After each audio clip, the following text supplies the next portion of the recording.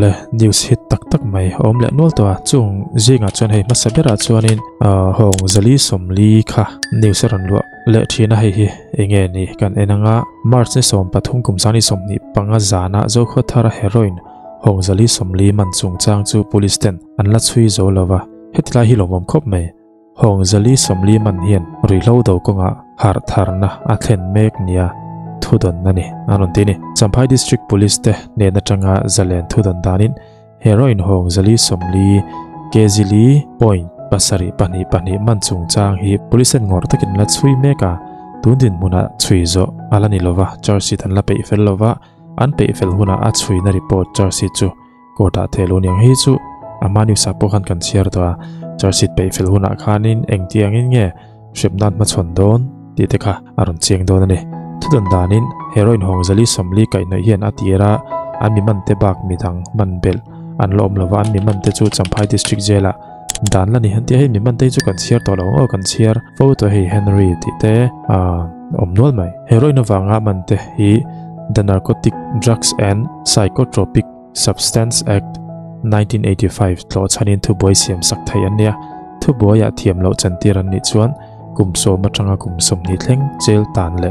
poisa cheng noi khata tanga cheng noi ni thleng choi bok tura shim thai anni antini hei Narcotics Drugs and Psychotropic Substances Act 1985 aron tranchana hemida nang chon heyan en ula kumso matanga kumsom ni thleng cheng noi khata tanga cheng noi ni thleng poisa choi thei ni a poisa choi tur hi chu enga po lo ni se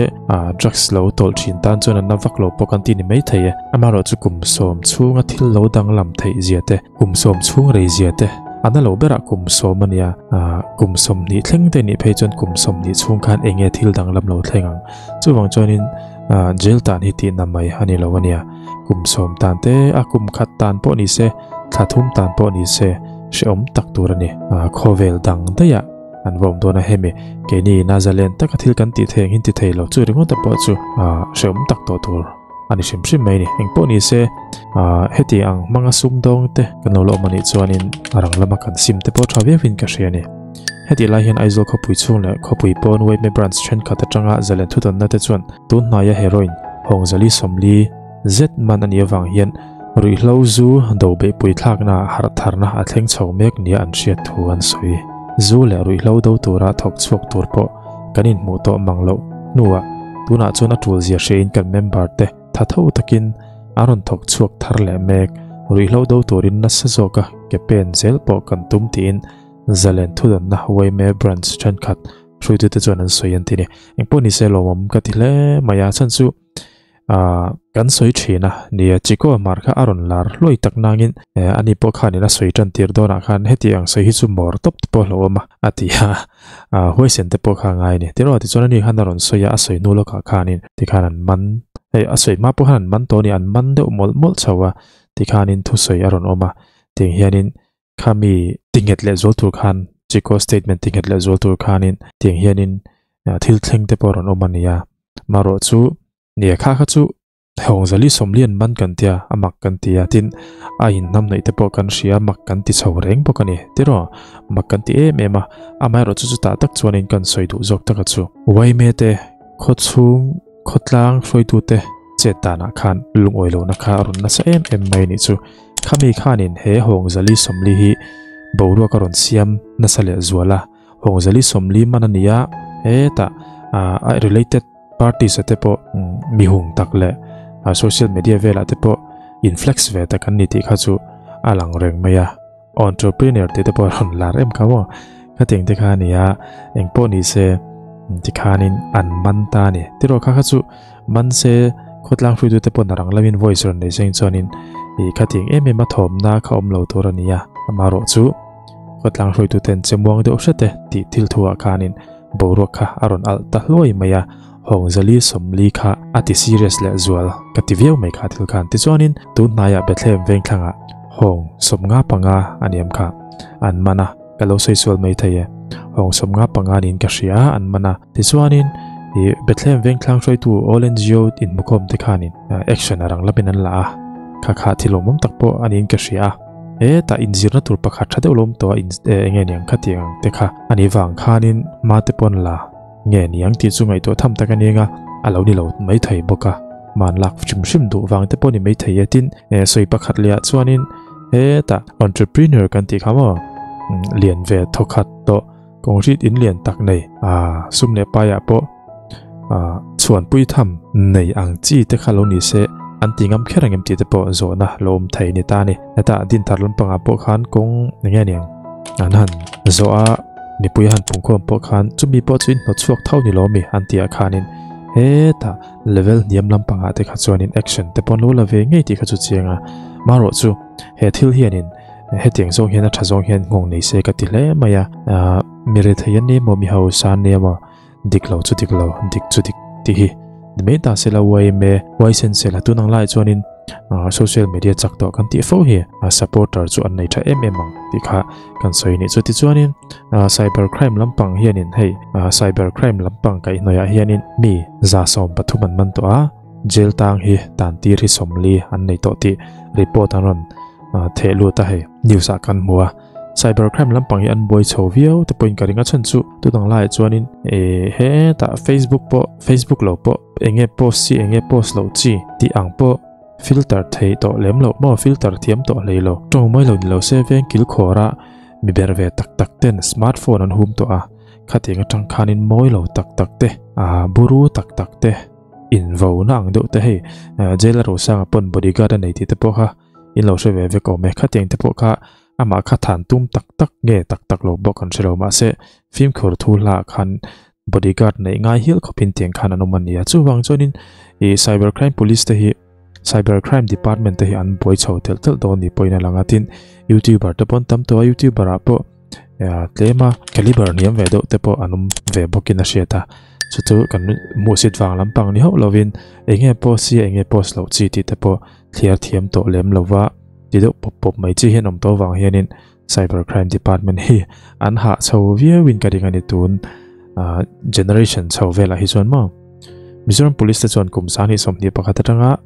sani somni panga thleng khan cyber crime ka noya mi za le som pathum manin mi som li chu thiam lo chan tir convict an ni to ti ni kum sani som pakhat atanga sani somni panga april ni somni pani thleng ani chu mi za le som pathum manan ni tikani chalen thu don danin kum sani somni pakhat khan cyber crime police te chuan mi som parit manin sani somni pakhata mi som parit an mana sangni somni pani alo her chole chuan mi somni paruk an mana mi som pasarian tan tiro ti chuan sangni somni pathuma chuan mi som thum pani heian pung chho tel ania in lo chik vem ti chuanin nikuma khan mo sangni somni palia khan mi som thum an mana pani jelan tang ani mo teng khanin kumina hianin kum tira tanga april ni somni pani thleng khanin mi pasari an lo man le der to ni chu hei a number hian en ula social media kan khoina sa ti riata tin chin tok soi om tok kan threlova mo kan cell phone chana hi chon kan huai san thin khop mai hi kan har thara ngai vio in ka sia hei awareness te po ngai na sa ni sangni somni pakhata som pariat somni pania ni ruk ni thuma som thum pani ti chuan somni palia som thum an mana apung chho tel mai ni hei hianin enge thil churan ti chiang mai in ka sia nikum april ni khata tanga march ni som thum pakhat kumsani somni pali chung bi khan cyber crime police station chuan case som pasari ziaglutin mi panga tan tirania hemi hun chung vek hian national crime reporting protocol thangin case zaruk som thum pasari zialu ani bokani cyber crime police one in bumna thu boya hian nikum sarkar kum anti chu nikum ti khanin january to december ni lokan sarkar kum angkhan an soiti nani chu chung khanin bumna thu boy suman mu let sak chu cheng noi som ko pakwa sing li sang riat za som ko parukatinga cheng noi som pakhat sang sari za sari som li panga point pathum pasari chu ncrp ya shen sri ani bok antini hei cyber crime chung changa hianin kan share tur te po tam win ka share bank account otp dongang chu lo sei do nia ti ma poisa do nga amaro chu chumi dong tur chon poisa lo deposit ma sak pho thangai ti te hei tu dang lai chonin thalai te po confirm khurangai na wang kan ti atero sarkar na te wanga tin private te po ana zonga mu te po har ve to ni chu chutinga chonin online job a hen scam atam emma hei online job a hen then khata chon poisa deposit ma sak ngai ti te ni thina ni tun ma do panan lo lar loi to khamo chu ti za chu deposit ma sak phot angai an tiang chi hi chu oilo photila a him mai cheng zanga sang khat po ni ro se khatiang na kan mu na thura ta na paisa deposit wangai ma sa paisa kan va pek ma sak ngai mo hlomin pe tu tur te paisa kan va pek ma sak ngai nang chiang kha chu 100% chuanin scam an yang chu katimi alo ma ro chu 99% fel hi chu scam pani thon ti hi chu chiang nang mai ni ti chuan hei cyber crime lam pang pe na ron soi chiang vewa paisa te account sang an thon dar ngal zela heim ba kha hian ATM mang an lak chho zung thina wangin mu let ba kha chui chho hara chu wangin pe puite film khorangai hleni nan soi ti ni zona changin hetinga mi bum ching te hi atlang pui thuin Bihar Uttar Pradesh le Jharkhand vela miswal ani do bernin an soi bok ani chu engpo ni se teng hianin hei tilai mi pe chu poi molutuk sum kai no in bum na zinga mi pat mei che darong kai sextortion manga mi vo chu hlur le ni nan soi boka miswal te hian video call manga be in an mi bek te chu in phel ruak turin an tia chu lo recording an huwa poisan pek lo chon an sex video chu ti dara an vo le thin ni in an soi bok tin hemi chungchang hian tun na te pon ni thawanga lar do mai pakhat oma chu thil chu video pe te pon ti ni mo kan soi bul me nge chu tiang an han ti chuanin he ta mi pat me che na ataka wa mang chuang si lo khan video mang khan anin video call ta ne khata khanin pakhatin lo ape ya ami pa jok te po ti tai lamo ti khanin lo ava pe ta ni then khata chuanin enge niang poisa chan te ponom nual to bokani chu hetianga hian poisan va pe ya ti khanin anin rem siam na anga agreement anga kal le ta chuang leilowa an a mei che jok te re ta mak in block zui mak tiang chi te om ve boka hetianga hian case cyber crime po hian an dong thinin karinga ti khanin ami pat tan khanin report don se mol pho thak boxi he ta a mei chelam pang te na an lo block mak le to boxi poisa chan tam tak chu tiang thila poisa chan te po chu thanem takanum to ni hian alanga mo kan soi thui de woni chu ti chuanin agreement ang kan lo ti po ni se then khat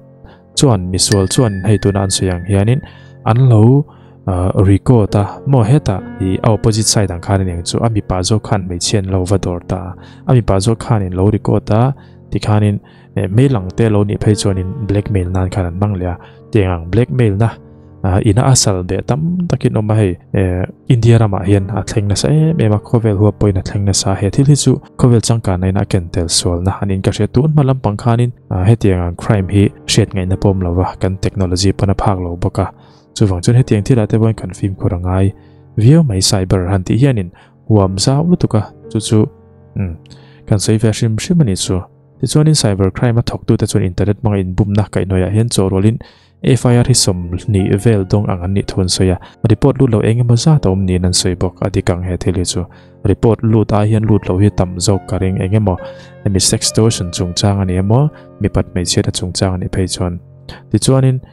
ti hian an soi zela film khur tur mi puina sa taka kan ngen chumin kan case number hi sum le pa in bum na case ania so rolin ni tin FIR som ni atangin som thum in kar dong thin ang kan nia heti rol hian state pon lam interstate atama wangin chhui har thei le ani han ti bokani ti chuanin hei Facebook te pon on soita Facebook a thiana ta na somin an biak nel nuwa an thil thon khul na tur paisa te an dila mitam tak chuna tak tak emoti in sum man thona ma se mulet har to thin hei baka mithen khatan bank account number rilte omin an sumano lak chu saka sum do na thila thopui turanga in soya sumlo pete saruk thalak thona chimi manga volet sum dil te chu alang sar zol ni hanti bokani hei cyber crime lampang hen soi tur nga do na tuk mo hi poimo ka tilu tuka politics thil chu ni melo amaro chu tunlai issue poimo lutuk le la poimo chho zel tur ni wang hen mitin hian kan aware hi ngai ma chu wang chon karon thang ani ti chunin hei MNF le ZPM ten BJP an tho pui dan alang chuak zel phatna an nei lo MPCC spokesperson in ron ti tariap riap mai ni MPCC le MNF te hian thok ho le zak thina maro chu ho reng thei poni lo bokanga maro chu tun nai chawa hian MNF in thei to pin ZPM an beya mo chu ti lai chuanin MPCC lampang ro chuanin ZPM big po pe lo khanin MNF la ZPM ang zong hianin aron kalpuita khami kuvara chungchang ate po khanon tong chuaka tin kalo sei to ang khan atong chuak huai ber tur te pon nin ka shebokani ti kha ka komenta na ni kha heng poni se chiar cheng sinang MPCC chuan vo in khan Congress Bhavan Golden Hall a political an manga han ti hi political meeting ti thuran yang atro he huna thu sei tu MPCC spokesperson Dr. Lalian Chhunga chuan MNF la ZPM te chu BJP an tho pui dana tun thleng hian phatna an la siam lo nia a hriat thu a soya dam lo tam takin kalphung thar healthcare awangin harsan an tok mek tini Dr. Lalian Chhunga chuan Congress Party kan sarkar lo na tura Mizorama Tualto Party paniten BJP an tho pui dana lang chuak zela hei hi MNF la ZPM te hian tun thlengin phatna an la siam lo nin ka hria MNF sarkar hunlai November ni somthum kum sang ni somni khan BJP National Spokesperson Pu M Kikonan Aizo Press Club MNF te hi BJP awanga chakan ni tin apuanga kumsani somni pathuma an tlak thleng khan MNF ten M Kikona thu soi kha an chang net lova tunmaya MNF president in BJP Pachal Amit Shah nen anin kopna chungchanga April ni sari kumsani somni panga khan namruna soya BJP in kumsani somni pathuma MNF an pui to lo chante BJP in ZPM laman hoi tak tan te asoya kha thu kha ZPM Valupa Council member te tan ngoi bho pui chi ani lo Christian thinlunga tanga BJP tho pui du mi lo hi ZPM a anum cheu karing ma se tun thlengin ZPM in puzoram thanga soi kha la chang let lo BJP na ron pui party te hi Trump khatan sarkar ve maya ma se Trump ni chu an sarkar non big ngai lo atine healthcare chungchanga soya heta hen te hena soini Congress un line mi puite clintok healthcare kan kalpui thaya kalphung thar healthcare hi chu sarkar na thok omvelo na chung ka tam taktan injelu mana tawlu tu ka wangin antlin velova atlin ber turangai sarkar na tok ten an do buru buka dan mang thlenga do turin anin buatsaih mek antini tichon he thui do hleka healthcare chungchang te tingkana ron soyeng poni se kan share chok lovanga video te thui lutuk lo nan heting hianin Congress lampang hianin opposition kan ya sarkar lai be yang tingot po ni to loin MNF te po anon attack chau ta zeu maya ngai nom chau view tonin ka retin MNF ai ma hianin Congress te hianin chanan lani chon chensin nei thajok angem o chu ka te tun election lom le tur atan hi chuan an tang view ani chon tran dan to kan thiam ani chon mo hei tran over yom veya tran over lutuk hi chuanin he ta 0 to 0 hen in da dei thei me chu wang chonin an tran thiam view chuanin andin mun an siam rem thei view win karing ani ti chonin hei soilai mekin NLUP semdan tu ro man mek ani ti hi pulalun moi chonga win alo sei bokane nimini somni paru khali kumsani somni panga khan durtlang venga Congress Party chon zodin plonga in leitan venga in toy thana hunan buatsaih anhun man pui tu MPC Senior Vice President London moi chongo chon ZPM sarkar chu atla chopa kala apua NLUP semdan tur anro man mek thu asoi London moi chongo chon sarkar kan nei to a Congress Party arin plak bernia soin tuna sarkar mek te hi intiam theina zong anin tiam mo ti mai tur khopani mi puine na na satakin anin tiam awangin an ma ni ring lo tu te point anin tiam na satawangin en chin veila ti in an thang ma se kum khat oran sarkara hian mi puile opposition party te thlengin kan be se an phalo research based nilowin atla chopin ar khothim da in an kal ani ber ate mi puinol pui ko tha sum alua mani ke ding thei an tam huna kanamin ma son la zol tur thu soin MPCC Senior Vice President chon chumi tur chon chung ko noi khat le point pali aya tamma nena NLUP cheng noi khat sem thei mani thu tiama ding thin Congress Party chuan NLUP changklung zo kan sarkar chon kan sem le don tin NLUP semdan turan roman mek thu asoi NLUP hi asumang zong anti hai i NLUP ti te MEP NEP ti te tiang kang poisa semang chi hi mi pu ya hena la na viau ngem ti hi share da cha ko ma atla viau in ring lo ti lo sei te o NLUP sem turin in buatsaih le mup to ni chu Congress lampang chu thu sei tu dang zodin tlong ex minister chun voina opposition kan ni hi pathian rem ro tani Congress thil ti thathi mi pui ma pon zara do wangin minda son MNF Trump khate kan sarkar le tuna kum khat lek sarkar te mi puin kan rin lo ma zia en hian pathian hian a program aron lan ti tran Congress sarkar lo rin tlak zia kha alang tual ZPM hi so thinga wangin antale don ZPM hi kan tiang ti apiang ti lo party Trump khat sarkar tur anni ti bokani ko san le politics ni ka han soi thin tak nangin he ta politician te ko san upan ni kan ti thau nangin field dangani ti hi kan shet thiebangai vewa he tongkam te po an be na thina chang chuan an ti ve do fak me zela hetinga hianin cậu san upa si ti te po lo rive le thina ni chuma cậu san upa te pon yenga cậu san rong bol tu ni na pui ma tak nei te pon yang maro chu kan politician te hi kan fak dei du chu a hun le mun an thia ni o assembly session a na sa takin anin hial thin te ro anin hial boya mic off ngai khop te an kho sa ve tho amai ro chu assembly session house an han pel chia anin kap le bor thianin kom ngei takang hian mo achan chu field khata thok hawan nia mizo theu kan nia khatiang khanin field tangani to hi chon anin adjust zung mai ni maro chu ami puye te zo hi kan loin adjust lo thina chu ni ta sela hi tinga te po puzo din tlonga te pulan moi chongo te mi smart tak kan nia political field ta chon te hian anin be ni mo boxing ring chunga chon ai nek de chora maro chu kha field tangani he ta pon ma chon ai nek ring chong lo mo khatiang khan mi fel tak anom ve tho tin sipai hoi sen te po kan soya asipai na field ta chuan nia order a muwa mi tha mai tur khatiang kha ani field tang hi om ve a chuwang chon hetiang politics a in be na tong kam te pon lo mangna ni point ko sanu pa ni tho si ati ve rang chi te khawm lo ta sela thain ka sia field tang ani chu ti chuanin atop bera chuan hei ZPM Southern Headquarters in Sarkaran phut non ti ve ta ni ZPM Southern Headquarters Extended Elected Office Bearer Meeting chuan Aizol Tenzol lunglei ATL Road chungchanga chimlam mi pui rilunat na o man ti pui hle a an thlop chuwangin Aizol to Tenzol chu lunglei ATL mo nei Aizol Tenzol lunglei ti hi ATL ti na ni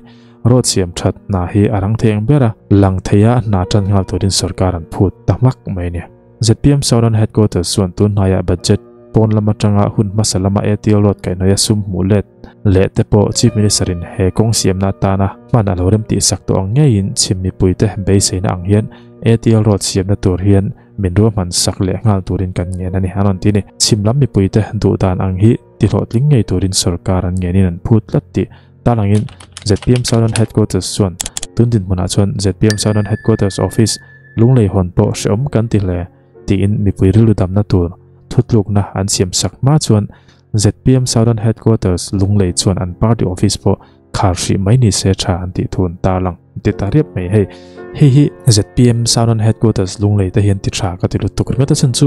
alungoi thlak big violo mai thai ne mo ma ni omna mani headquarters omna ani ve poka ZPM kan ye lom ti wanga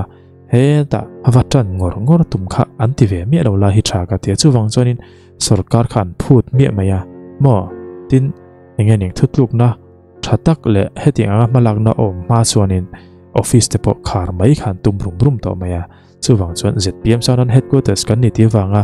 a moi lo po thlowa sarkar lai support bur hian tum mi lo mai ti thatak ZPM Southern Headquarters Extended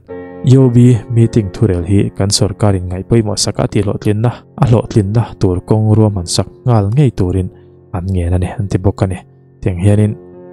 Southern Headquarters ZPM lampang chuanin thu chuanon nei ve tarap mai ni mo thakop ma ti chuanin hemi chungchang hen kan chief minister te po pathian ni zan ti po soi hlei thelo venin mu khoma chu tuntunga hen kan enanga hi ni ya in play ngal teng ole hei ATL Road chungchang norhia tumte alo omta kan MLA te in ron tan phei ruma in kom na hon thatak kan nei hi lo ong ka tia kan soi dan a fu chia lo wang te po nia na tin thil ni dan dik tak riat chen lo wang te po ani thein ka ringa chuan chuan a chin chok de le ka han soi kan wa LMC in Chandong Khan kanaw na lian ber pakhat chu ATL Road khan ni a ZPM hian ATL Road thataka en ko khakanin tiama chu pathian le lunglei chimlam longzong mi puite ma a kan thu tiam ani a tin LMC ate chi zong min han pe a kan lo me ema chin na nuwa local council in sanna te po result tak pe kan ni chho zela chimlam mi puitan hian kan sarkar hian bat anei lian ema ei kan hai olo wa ke pon ka soi fo thina ti lo tin po kan tumani tin apu po an pu moi kan ti ani amaro chu an sarkarin kum khat chung financial year khat chung year of consolidation kan puanga in ren kum chu da chuan project lian engma kan te ka thei lova ti chuan kan year of conciliation chu alo top da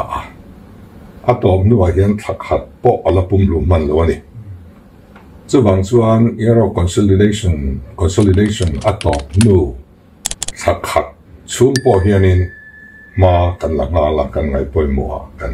da so lai mausen le pupui in karatan son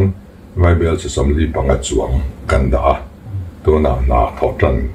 mai tur ani to ani na taka chuan a kem zat te han ngai to chuan vai bel se som li panga chu atam lam ma ani amaro chu thata ka siam kan do wang le so lai so